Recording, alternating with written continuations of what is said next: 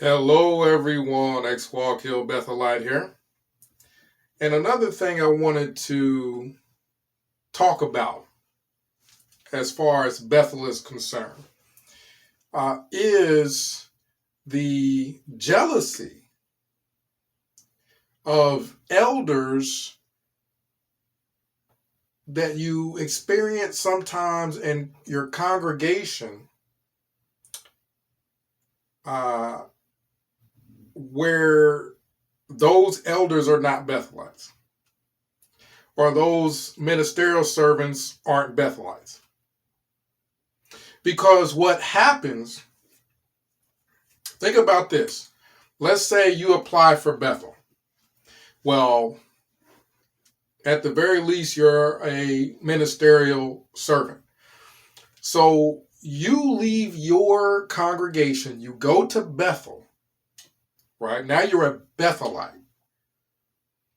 And I'm going to highlight the word Bethelite, and I'm going to explain that here in a minute. You're a Bethelite. So once you get to your new congregation, and your new congregation has got elders there who are not Bethelites. They've never been to Bethel. Even though they live closer to Bethel, they're not Bethelites. They've got ministerial servants that they're not Bethelites. They may live close to Bethel. They may have applied to attend Bethel. But Bethel's not just full of people that are local from the area. See, there's a lot of people applying for Bethel and people get selected. So you got Bethelites coming from all over the country, Oregon, California, everywhere, not just New York. So you got to understand that you're going as a Bethelite to a congregation that just has your normal elders, your normal ministerial servants, and you have jealousy. Why? Because you got to understand that that particular elder took him years to become an elder in that congregation. That ministerial servant took him years to become a ministerial servant in that congregation. But if you're a Bethelite, you get appointed in your congregation and within a couple of weeks. Understand what I'm saying. You, as a Bethelite, you get appointed in that congregation where the elder, it took them years, right? That elder, that local elder, it took him years. That local ministerial servant, it took him years to get appointed. And here comes a Bethelite, walks right in the door, and I can't remember, it probably was our second or third meeting where we were reappointed as servants.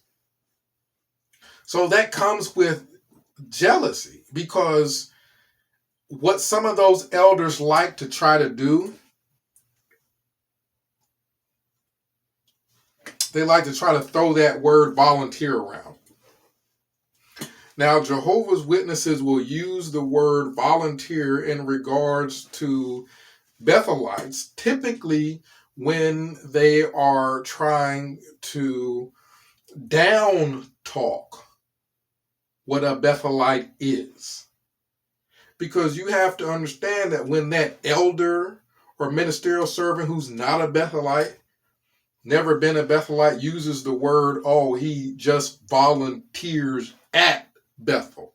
They try to say that as if he's not a Bethelite, he's not appointed to that position, had to go through his body of elders, had to go to the CEO and all kinds of stuff to get there.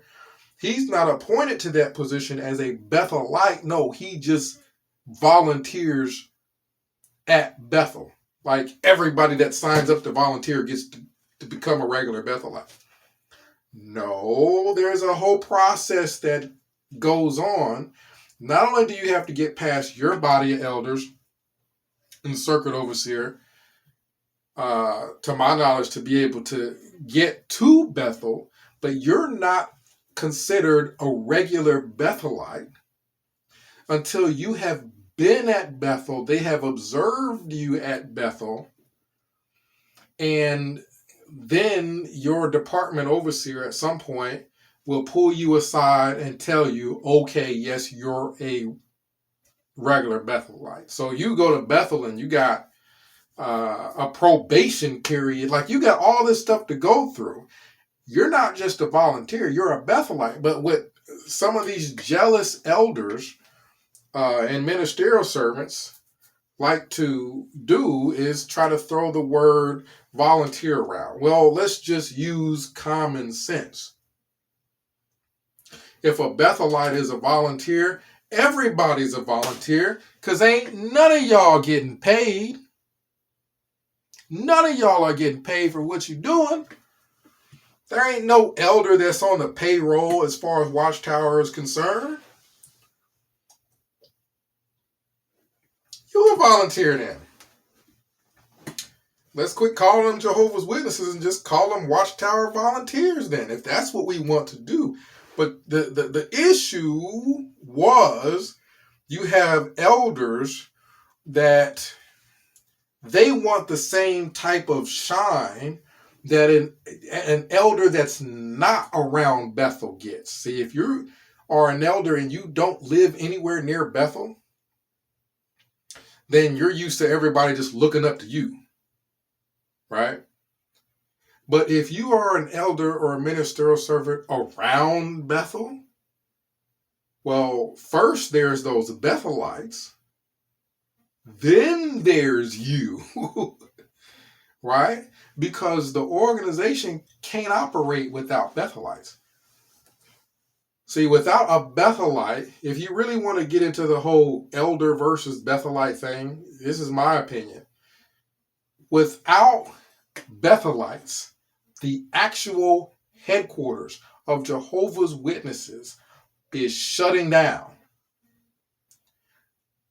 There ain't nothing going on without Bethelites making sure the organization itself is running.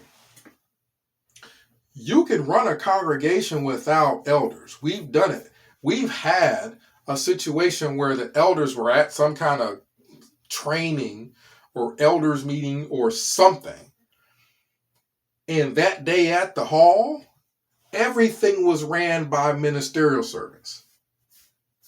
Okay, so the Watchtower study where you just sit there and, ask the question in the paragraph, have somebody answer it and just say, oh, that was a fine comment before you go to the next. It ain't really that hard.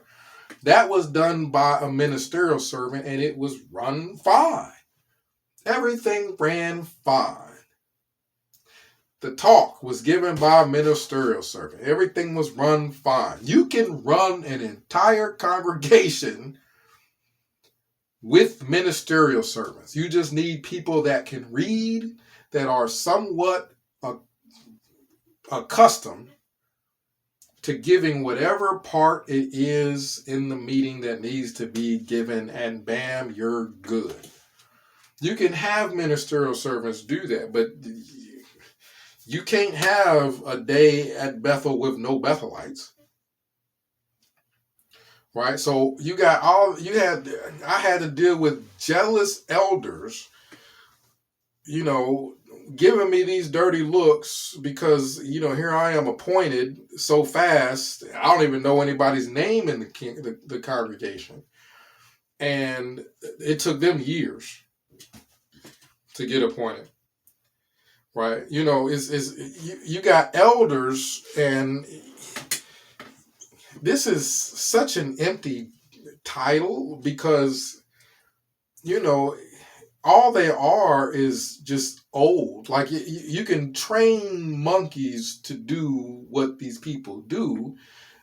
The elders are just the old monkeys is all it is, right? They're just the old monkeys. You can train a monkey to read a paragraph and then ask the question at the bottom of the paragraph. You know what I mean? Or to go through an outline where you got what you want to talk about right there on your piece of paper. Well, after you've given the talk 15 times, of course it's easy to you then. You done it so many times, and if you ever forget something, it's right there on your paper. Like, people over glorify some of these positions, right? Now, all of it is stupid, right? Bethelite's not intelligent to go somewhere and work for free. That wasn't smart of me to do that. But I was more important to the organization than an elder, where you could run that congregation activity with or without him there. You can't run the organization with or without Bethelites. So the whole concept of elders trying to say, oh, well, he just volunteered at Bethel is stupid, because you just volunteer at whatever congregation you at. You ain't getting paid. Pioneers or whoever you want to call it, they just volunteer to pass out literature and see if anybody wants to study, which they don't. I've learned from a very reliable source here. This person works at a group home. Now, at this group home, they have people with various mental handicaps. I'm talking about, you got grown adults that live in some of these group homes, and one of the reasons why they need staff there, they need people to watch them. They're not of the mindset.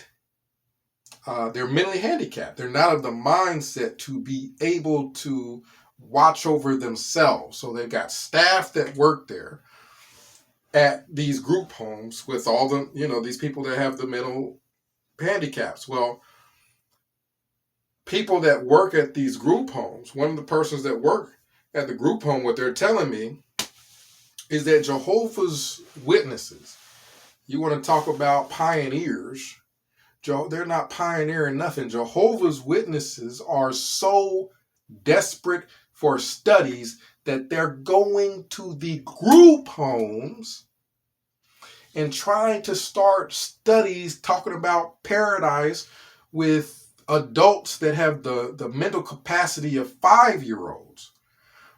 This is what they're doing. It's so dead. The organization is so dead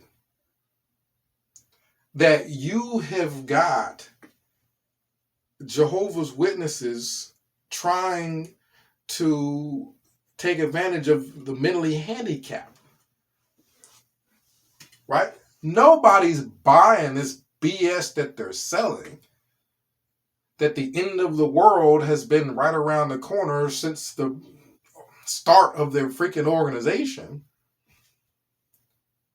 And what they have to do is stoop as low as they possibly can to have studies, because you're going to hear people say, oh, well, we're still conducting the preaching work. We're still having studies, right? No, read the fine print. They're going to freaking group homes and trying to study with the mentally handicapped people. Not that there's anything wrong if that's what those people wanted to do, but a lot of these people don't want to study with Jehovah's Witnesses. The people at the group homes are rejecting Jehovah's Witnesses. They don't want to study with them. People don't want to hear this bullshit that they're selling. Nobody wants to join this goofy cult that doesn't do a single thing in the community for people that have gone through traumas, and people who are homeless, and people who are poor and don't have food. Like, they don't do nothing for anybody or any of these people. They don't do anything really for their own members. Right? Because remember when, I'm working at Bethel, and give all this time and energy to Bethel, and they just up and decide, hey, it's time for you to go, and we don't care where you're going to go. Like Bethel didn't even look after their Bethelites, let alone Jehovah's Witnesses as an organization look after the community. Right? I'm sure you guys have heard the plenty of experiences of Bethelites who, they're trying to get home from Bethel because they get sent away. Car breaks down and everything. Bethel ain't checking up on you. There ain't no number you can call Bethel and they're going to try to help you out or anything like that. This just hit the door. We don't care what happens to you after that. Bethel does not care for their own Bethelites. You can't even run the organization without Bethelites. If they don't care for the essential staff, then they don't care about your general Jehovah's Witness. Then they sure don't care about the community as a whole. So nobody wants to join this cult that don't do nothing for nobody in the community and that's out here begging the mentally handicapped at the group home to have a Bible study with them. Some people just want to say that they got a Bible study. Right? They ain't going to tell you that the person's mentally handicapped that they're studying with. That this person is never going to understand beyond a 5th grade level. They're never going to progress in that cult. They're never going anywhere with it. See? So that's how desperate Jehovah's Witnesses are right now. In these developed countries. In Africa, I mean, I could make up a religion on my way to Africa and get 500 Africans to join it. That's just how it is down there. But I'm talking about the developed countries. Watchtower is, they're not growing. They're struggling. Struggling to the point where they all over the mentally handicapped, trying to get them to study. You're going to have congregations full of nothing but mentally handicapped people, which you already do. Another thing that I have heard from a very reliable source is that you have kids. You remember the pedophilia problem that Jehovah's Witnesses have had and have had for so long? You have to understand that when an organization like Jehovah's Witnesses has had a problem with pedophilia for like 100 years, this is a part of their culture now. This is just who they are. Where kids are just in danger in general. Where, your average person would call the cops if there was a pedo doing stuff to their kids. Well, Jehovah's Witness won't. Well, you got to understand that whole concept, that whole mindset, that ain't going anywhere. That's in their culture. So they may have a watchtower that they came out with recently talking about, yeah, it's okay to call the cops now. Now that we're getting sued, now it's okay to call the cops now. Well, you got to understand that these people, their mindsets has been to not protect kids.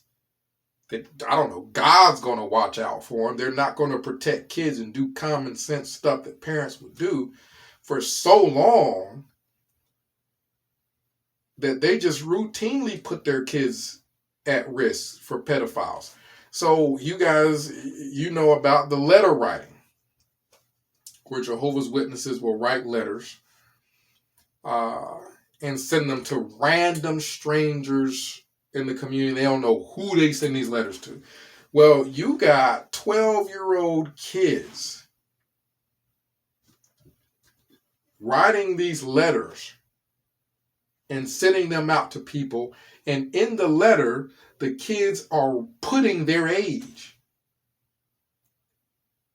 I got a friend that has one of these letters from some 12-year-old kid that put their age and everything in the letter. And when they get time, they may send it to me so I could show you guys. But you realize how dangerous it is for a child to be contacting random people and in a letter write, "Hi, I'm 12 years old. Want to be my pen pal?" Like, you are out. Jehovah's Witnesses, this cult has been so pro pedophile for so long, they cannot help themselves. They are basically out recruiting pedophiles by sending out a whole bunch of letters, by having 12-year-old kids write letters to the general public, right? Who's going to show interest? Who's going to try to join that if they get a letter from a 12-year-old? Only a pedophile. There ain't no adult that's going to sit here and read some random letter from a 12-year-old kid. The only people that would, that I'm aware of, are a bunch of perverts and pedophiles that see, 12, I'm going to sit here and read this letter. Let me see how I can find a way to, I got 12-year-old kids writing me. I mean, you got pedos that can't even be around schools and stuff like that. They got to register as a sex offender. And here you got Jehovah's Witnesses having kids write the letters and send the letters to the pedo's house, putting the kid's age on the letter. I mean, you are basically screaming at the top of your lungs that you are enticing pedophiles to come join your organization.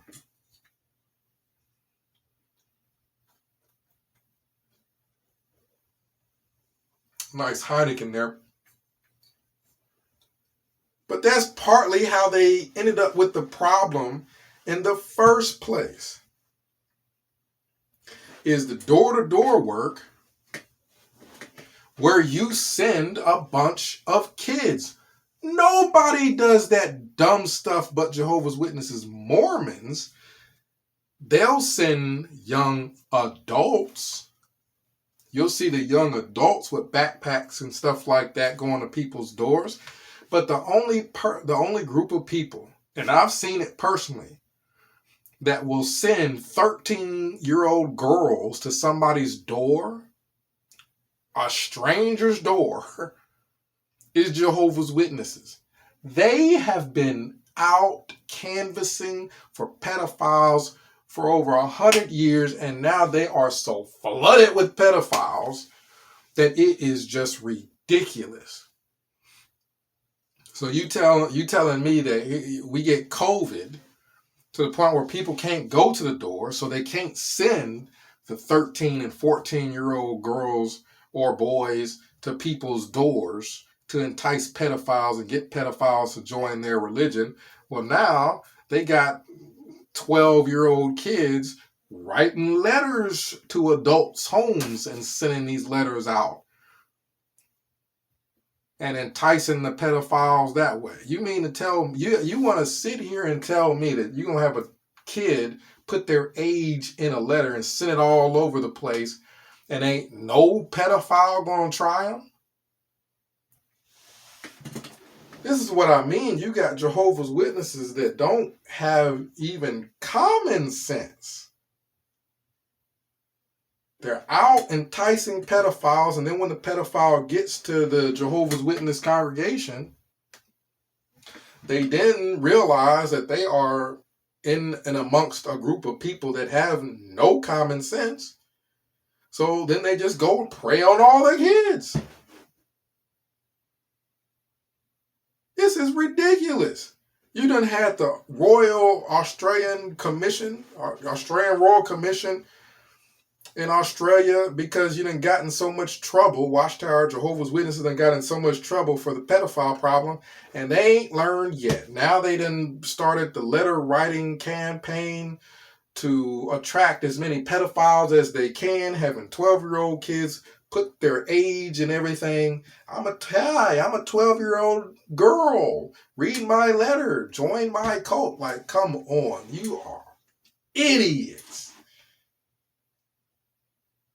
These people are idiots. So that's why we try so hard to warn people about this cult. It's not just a religion.